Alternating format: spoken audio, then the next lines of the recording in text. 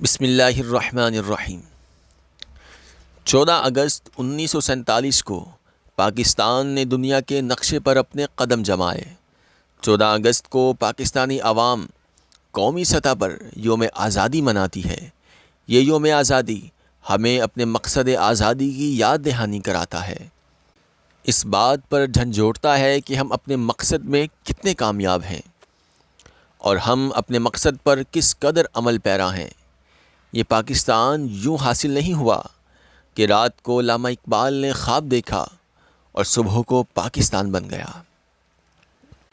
اس آزادی کے پس پردہ ہمارے بڑوں کی لازوال قربانیاں ہیں، کئی سالوں پر محیط جد و جہد کا نتیجہ ہے۔ ملک پاکستان کی آزادی دو قومی نظریہ کی بنیاد پر ہے۔ آزادی کا جشن ضرور منانا چاہیے۔ زندہ قومیں اپنی آزادی کا دن جوش و خروش سے مناتی ہیں اور اس بات کا عزم کرتی ہیں کہ ہم نے اپنے ملک کی فلاح و بہبود کے لیے ہر ممکن کوشش کرنی ہے، اپنے ملک کو نقصان سے بچانا ہے، اپنے ملک کے خلاف اٹھنے والی ہر آواز کو دبانا ہے۔ ہم نے ایسا کام کرنا ہے جس سے ملک کی بے توقیری نہ ہو۔ آزادی کا دن قوموں کی زندگی میں بڑی اہمیت کا حامل ہوتا ہے۔ یہ وہ یوم عہد ہے جب قومیں اپنی شناخت، حقوق اور پہچان کا ملی اور اتحادی جوش و جذبے سے اظہار کرتی ہیں۔ اللہ پاک نے پاکستان کو اپنی بے شمار نعمتوں سے نوازا ہے۔ یہاں وسیع و عریض میدان، پہاڑ، سمندر، صحرا، جنگل ہیں، چاروں موسم ہیں۔ پاکستان کی جغرافیائی اہمیت سے کسی کو انکار نہیں۔ یہ ایک ایٹمی ملک ہے۔ اس میں نمک کی دوسری بڑی کان، دنیا کی 5ویں بڑی سونے کی کان، تانبے کی 7ویں، دنیا کا دوسرا بڑا ڈیم، اور پیداوار کے لحاظ سے کپاس، چاول، آم، مٹر، خوبانی، گنا، اس میں یہ خود کفیل اور دنیا میں دوسرے، تیسرے اور چوتھے نمبر پر ہے۔ پاکستان دنیا میں زرعی پیداوار کے لحاظ سے 25ویں اور صنعتی لحاظ سے 55ویں نمبر پر ہے۔ پاکستان میں گیس کے وسیع ذخائر ہیں۔ کسی بھی ملک کی ترقی کے لیے زرعی، صنعتی، معدنی اور افرادی قوت کی ضرورت ہوتی ہے۔ یہ ساری نعمتیں اللہ تعالیٰ نے پاکستان کو دی ہیں۔ سوال یہ ہے کہ جشن کس بات کا منا رہے ہیں؟ کیا ہم کمر توڑ مہنگائی کا جشن منا رہے ہیں جس نے غریبوں سے جینے کا حق چھین لیا ہے؟ ضروریات زندگی نصف آبادی کو بھی میسر نہیں ہیں، اور دوسری طرف ہمارے حکمرانوں کو علم ہی نہیں، نہ ہی بے روزگاری کی افرید سے آگاہ ہیں، نہ ہی ان کو آٹا، چینی، گھی، دال، سبزی کی قیمتوں کا علم ہے۔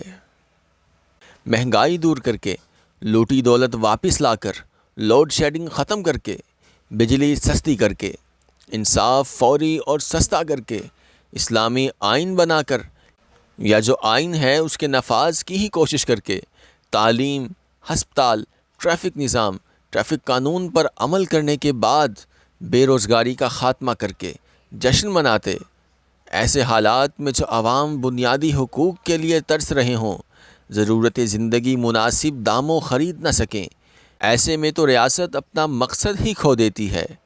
بھلا وہ کس طرح آزادی کا جشن منائے؟ کیا ہم جشن لا قانونیت منا رہے ہیں؟ ملک میں قانون صرف غرباء کے لیے ہے۔ پیسے والا، اختیار والا قتل بھی کر سکتا ہے اور اسے کوئی خوف نہیں ہے۔ اس لا قانونیت سے ہمارے اخبار بھرے پڑے ہیں۔ ملک میں انصاف نام کی کوئی چیز نہیں ہے۔ جس ملک میں عدالتوں میں انصاف نہ ہوتا ہو، فیصلوں میں تاخیر اتنی کہ زندگی گزر جائے، مقدمات کا فیصلہ نہ ہو، ہم 73 سال میں اپنے ملک کا قرار داد پاکستان کے مطابق آئین نہ بنا سکے، عمل تو دور کی بات ہے، اور جو آئین تھا اس کا نفاذ بھی انصاف سے نہ ہو سکا۔ اگر ہم اردو کو سرکاری اور عدالتی زبان بنا لیتے، پاکستان سے رشوت خوری، چور بازاری اور اقربا پروری کا خاتمہ ہو جاتا، تو پھر خوب آزادی کا جشن مناتے۔ قومی دن منانے کی روایت زندہ قوموں کی نشانی ہوتی ہے۔ قومی دن اتحاد کی علامت ہوتا ہے، شکر کا دن ہوتا ہے، یہ تجدید عہد کا دن ہوتا ہے، اپنے مقصد کی تجدید کا دن۔ ہماری قوم 14 اگست کو 73واں یوم آزادی منا رہی ہے، اور میں یہ سوچ رہا ہوں کہ ہم کس چیز کا جشن منانے جا رہے ہیں۔ کیا ہم ایک زندہ قوم ہیں؟ کیا ہم میں اتفاق اور اتحاد ہے؟